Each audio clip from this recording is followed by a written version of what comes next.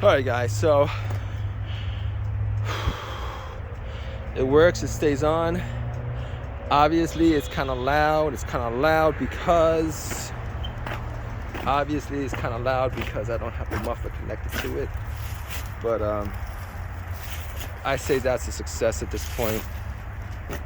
I would say that's a success at this point. I just wanted to show you guys.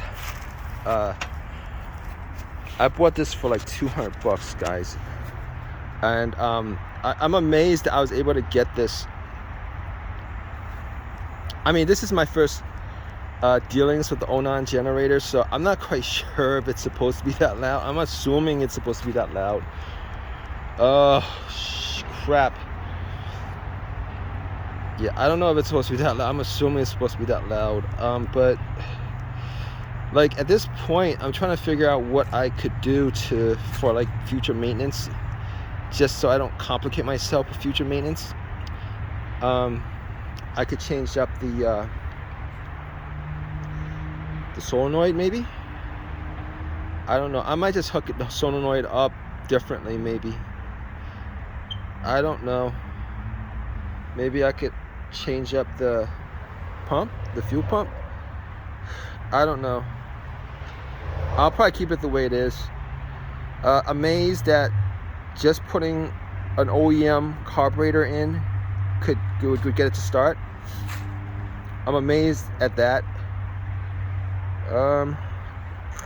All in all, I'd say it's a success. This might be like the last video I'm putting it out, because I've done like a ton of videos on this already, and this might be like the last video I'm putting out on this. So I hope you guys enjoy the content. Hope that has helped you guys with your crank no start situation. What else could I say about this? I feel like I want to put out more information on these Onan generators, just because I go online, I see a lot of people just talking about this and that and this and that, but they never actually take it apart. Especially like the 2800, I never actually, a lot of the times they don't actually take it out even, you know. But anywho, take care guys.